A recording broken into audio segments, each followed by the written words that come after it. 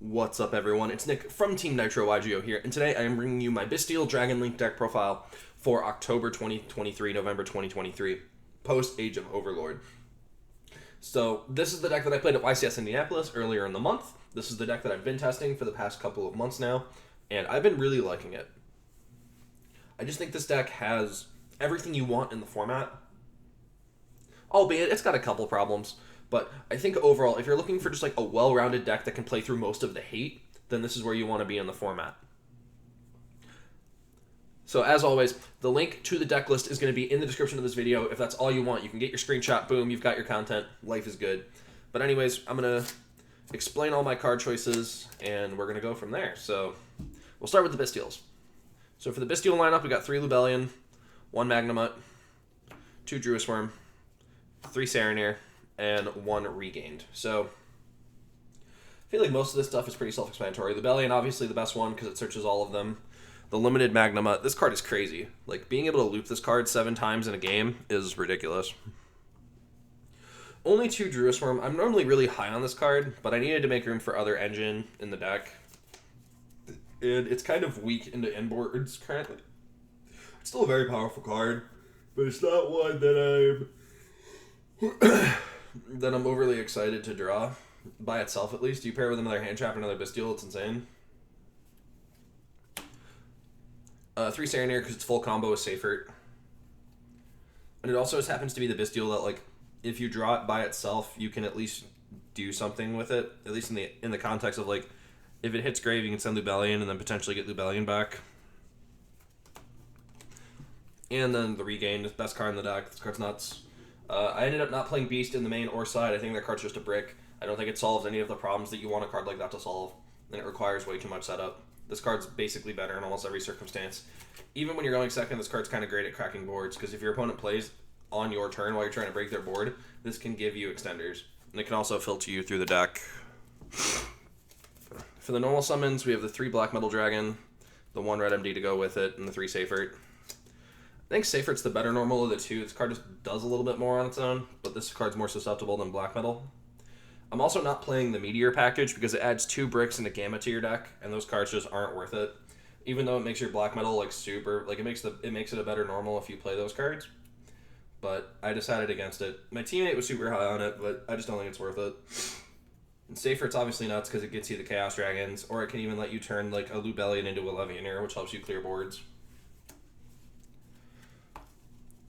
Now onto the Rockets. We've got 3 Quick Launch, 2 Tracer, 1 Recharger, 1 Caliber, the Router, and the Boot Sector Launch. So I obviously don't have to explain Quick Launch. Emergency Teleport's busted.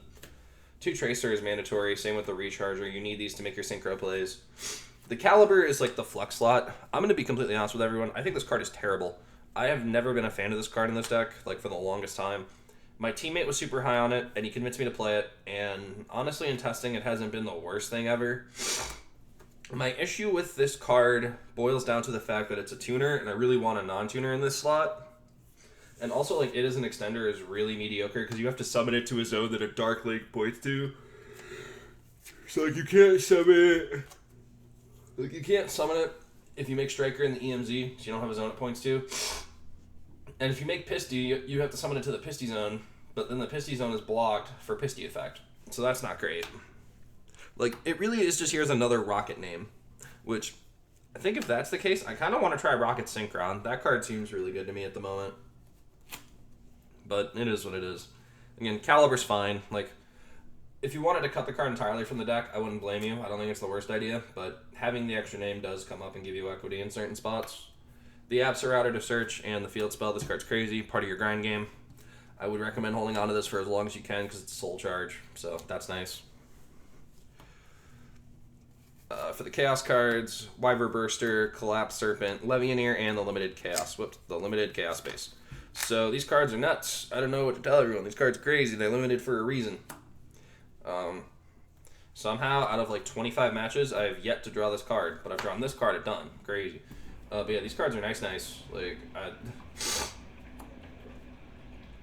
so them being at one's kind of awkward because even though you can search multiple of them in the same turn, you can only summon them once a turn, which is kind of annoying because you will definitely have a lot of games where you can loop them with Regained, but you can't summon them again because that's how you started your plays. So you're like stuck in Extender, which isn't necessarily a bad thing. You definitely have follow-up for the next turn. But it makes it really annoying, like if you're on the last turn of the game and you're locked in Extender. But yeah, these cards are crazy. Levianeer also going first lets you rip a card out of their hand, so sometimes even if you only end on Seal's Levianeer, they're on 3 cards because they hand trapped you. That's pretty good. And then for the last part of the engine, double Knock Division. I wanted an Extender that was just super generic, and this was the one that we settled on. I thought about playing other cards. Like, again, the Meteor package used to be in this slot. Thought about playing the Chaos Dragon Pendulum. Thought about playing just more non-engine in this slot, or just not playing this card at all and trying to get the deck down. Because you'll see in the deck list it's 45 cards. But there's a reason for that. Like, Nocto's fine. I also like how this card can help you draw into non-engine, like, post-side. So, like, you can draw into, like, your board breaker cards, your going first cards, but you'll see those in the side deck. And then the Ravine for Romulus, just part of your combo. So that's it for the Dragon engine. On to the non-engine. We'll start with 3 Ash Blossom, just the most generic card. It's just the most flexible hand trap in the entirety of the format. Also, it hits Thrust, and we're in a Thrust format, so this card stock is going just up and up. 3 Imperm. It's one of the better hand traps because it's an actual physical trap card, so your opponent can't Thrust or Talents you the turn that you use this as interruption, which is fantastic. And it's also a pretty good card to draw into, like, as your 6th card, because that way you can just, like, use it and bait and negate, or, like, just stop your opponent from using their interaction, which is fantastic. I stumbled on 3 main deck Nibiru. This card I'm still very unsure on. I'm not sure if I want Nibiru in the slot or not. Like, this card's very good if you pair it with another hand trap, even if you just pair it with a Bystial. Like, Bystial plus Nibiru can go a long way. But this card, like, is very high rolly. Like, you have to draw another hand trap for it to be good, especially because of the way the decks are, like, being played and designed at the moment. It is... The games are functioning in a way where if your opponent is playing, then they probably don't care about the nib. They either can make a negate before summon 5, or they can, like, just play through the nib. Like, I had a lot of games, like, especially against Vanadium and, like, Rescue Ace, where I would nib them, and they would still end on stuff. Like, it may not be their full board, but they still end on stuff. And my nib just didn't do anything. Like, it was embarrassing how bad the nib was. And now they just have a big, stupid token that can kill me. So, I don't know if I would play nib going forward. Like, it's been good at locals, obviously, just because people at locals kind of play whatever they want, and this card kind of bullies them for that. But I don't know if I'd play this card going forward. What would I play instead of it? That's the interesting question. I've thought about playing Effect Veiler, because I think Veiler's, like, okay in the format right now, especially if Imperm is, like... I think if Imperm is good, Veiler's good, so those 2 cards kind of go hand in hand. This card could also just, like, be DD Crow. I think DD Crow's a very powerful card in the format as well right now. It could even be... I don't hate the idea of trying, like, Ghost Ogre. I think Ghost Ogre is a reasonable card in the format. Those are just some ideas. And then for the last non-engine, 3 Triple Tactics Talent. This card is cocaine. This card is crack cocaine. People are going to interact with you. It's as simple as that. Now, this card does not function as a board breaker, unfortunately, which is kind of the downside with the non-engine in the format currently, is you kind of have to decide if you want your cards to end your opponent's turn or be board breakers. And Dragon Lake's in a weird spot where you want both. Like, because this card functions both as a, like, just with the words on the card, it functions as a board breaker and a going first card. In practice, going second, this card's not a board breaker. Like, going second into the Monodium board, this card doesn't do anything. Going second in the Tierlin board, this card doesn't do anything. Even going second into the Mirror, this card's, like, pretty underwhelming. So, like, as a board breaker, this card does not, like, appeal to me. But going first, ripping my opponent's hand, or drawing 2 cards to draw me extenders, this card's nuts. Like, like, just giving me the hand information, and in very simplified game states, going second, this being a change of heart, can win you the game. But I think that this card definitely has lost some of its equity since the start of the format, especially if people slide away from hand traps and move to board breakers. I don't think they will, but if they do, then it loses equity, of course. So, like, these 6 are definitely, like, these 6 non-engine are definitely staying. These 6 are the flex slots to me. I'm not sure what I would want them to be. So I think Veiler and Crow are reasonable. I think you could also just play 6 board breakers if you wanted to play, like, main deck Droplet and main deck, like, Thrust or something, like 2 Thrust and a Talents. you could play... I guess if you wanted to, you could play stuff like main deck Droll, but I'm not really I really don't like main decking Droll. I just don't think that card is worth the main deck slot at the moment. But I guess, like, yeah, you could do, like, Droll plus Nibiru, because they're both turn-ending hand traps, and they work well with each other. So that does it for the main deck. It is 45 cards. And again, the reason for it being 45 is you have so many one-ofs that you don't want to draw. Like, the Chaos Dragons are actually kind of bricks. The Field Spells are bricks. Recharger's a brick. Red MD is not necessarily a brick, but it can be. Same with Regained. Like, a lot of your one-ofs you just don't want to draw, so you decrease the chance of doing that. And also, the deck is just so consistent for the most part. Like, your deck is just basically one to two card combos, and all your cards are interchangeable with each other. So that does it for the main deck. It is 45. Moving on to the extra deck. Shout out to the guys and to Rick and Morty, based. For the Link 1s, we have Striker Dragon and Pisty, pretty standard. These are part of your combo. For the Link 2s, we have Hieratic Seal. I want only the one Hieratic Seal. The extra deck's just so tight that I don't have room for a second seal. And I've also found that a lot of the time, the second seal is kind of... It's either like, it's win more and you're just trying to make it to, like, clean up your board, or you need it because you screwed up somewhere. And I just don't feel like that's good deck building principle. Like, if you're looping your resources properly, and, like, if seals is good against your opponent, then you will not make it turn 1. You will make it on a later turn when you can loop it with Regained. Romulus for the combo. Dark. This card is arguably mandatory. It's arguably a flex slot. I think as the format shifts, this card's going to get cut. But I think right now, this card is mandatory.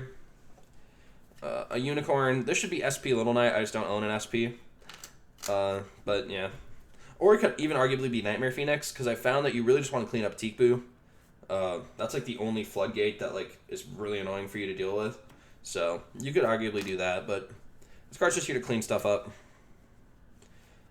Triple Burst, combo card.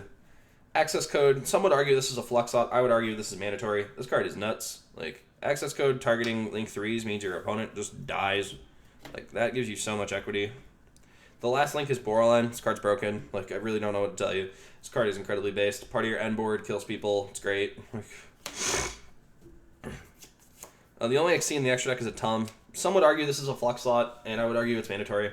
Like, it seems win more, because if you have 2 Bystials on the board, you're probably winning. But the thing is, like, when you're going second, and Bystials are your only engine, you can then turn Bystials into any engine in your deck. Like, this summoning a Tum is crazy. This summoning Black Metal is crazy.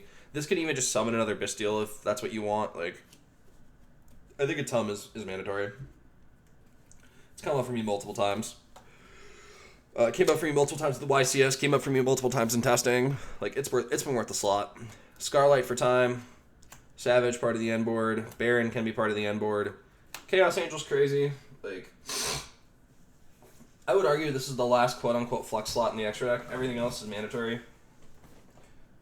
Chaos Angel's crazy. I did not know this card had a non-summon effect until, like, a week ago. I've just been playing it as, like, a marshmallow that's a towers.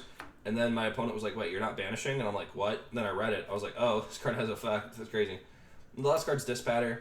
This can come up on sunnier end boards, but it's mostly here to bring back stuff that gets banished. It basically just lets you turn your Bystials into, like, actual monster reborns, which is kind of nice. So, like, and it also can break boards going second as well, because it's just so big. So that does it for the extra deck. Moving on to the side deck. We got our Nib tokens. Side deck starts off with 3 Droll and Lockbird, because people are FTKing you in this format, and if you're getting FTK'd, this is the one card that says, you are not FTKing me. So, it just kind of has to be here. I'm not in love with this card. I really am not a Droll fan. I think if this card's playable at all, the format's kind of dog water. But if you're going to play Yu-Gi-Oh!, I would recommend having this card in your side or main deck currently. I think side deck's better, though. 2 copies of Phantasme. Phantasme was crazy for me. This card is here just really for Rescue Ace, because they're going to end with 2 links on their board. So this card just lets you filter your hand, and it also prevents SP from banishing any of your cards, which is crazy. It's also very good against Unchained, because they can't link off your thing. It's also very good into the mirror, because they're going to end on a link eventually. So, I was happy with Phantasme. This is probably the first cut of the side deck, realistically. If I were to, like, take the Nibs out of the main, play Veilers, the Nibs would have to go on the side. But I did decide to play Phantasme, and this card's been fantastic. I've been very happy with this card. The third Jerusalem for tier limit and the mirror and all that other stuff. The third Jerusalem has been quite good as well. For the back row hate, double Lightning Storm and Feather Duster. They're the most flexible. I really wanted to play Cosmic Cyclone because of the uptick in the Runic deck, but I just don't think you can. I think you need blowout cards, and these are the biggest blowout cards in the format. The side deck slot that I feel like I've wasted the most, 3 copies of Xeon Core. This card is here for only Pearly, and it feels like in a format as wide open as this, you can't have a side deck card dedicated to just one matchup, but if you don't play a side deck Kate for Pearly and you get paired against them, you will just cook them. Or, like, they will just cook you, excuse me. Like, Noir is such a powerful card that you kind of just have to play the side deck Kate. You can play this, or Book of Moon, or Herald of the Abyss, or Kaiju's, or some other shit. I don't think it really matters what exactly that piece of cardboard is that you play. I also think that this is the best one if your opponent... Oh, I'm so sorry, guys. Words are hard. This is the best card to draw into, like, in the mid-late game. Whereas Book of Moon isn't. Like, if they've already established the Noir, the Book of Moon's pretty mediocre. Like, Book of Moon's only good before they establish it. Encore is good if they've established it or if they've not. So, that's pretty good. Also, in theory, this card can come in against tier limit if your opponent is ending on a Bystial or Beatrice. Like, if you see them ending on that M board, this card can come in. And then the last side deck slot, 3 copies of Anti-Spell Fragrance. This card has been crazy for me. Like, again, we're in a thrust format, so anything that says my opponent cannot activate thrust is nuts. So that's where this card comes in. Like, you just can't, like, because your end board is going to have anywhere from 1 to 3 pieces of negation on it, plus your regained, plus all your other stuff that you can do. So, like, making sure that your opponent can't use their board breakers against you is super important. And also, sometimes this card can just shut off your opponent's engine. So, like, I've had games, especially against, like, Monadium and Rescue Ace, where, like, this card gets flipped against them in their standby phase, and they actually just lose the game the second this card gets flipped. Doesn't that matter what my end board is, they just lose the game.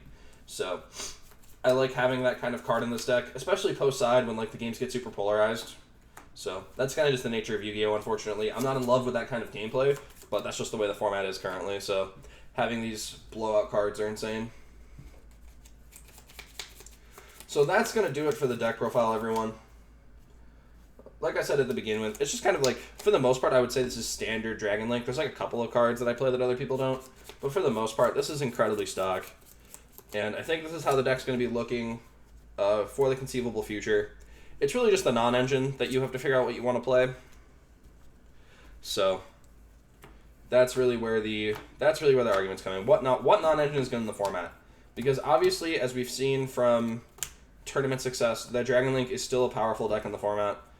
It's definitely not the best deck in the format anymore, but it is definitely in the tier 1 to tier 1.5 category. Like, you do have to respect it when you're deck building, and you do have to acknowledge its existence in the format. So that's just kind of where we are at. So anyway, thank you guys so much for watching. As always, the deck list is in the description if that's what you want. Also, my Facebook and my Twitter are down there. Go follow me, go friend me. I always post updates on my tournaments and my deck profiles and all that other stuff. And that's going to wrap this up. My name is Nick from Team Nitro YGO. Thank you guys so much for watching again, and have a good one.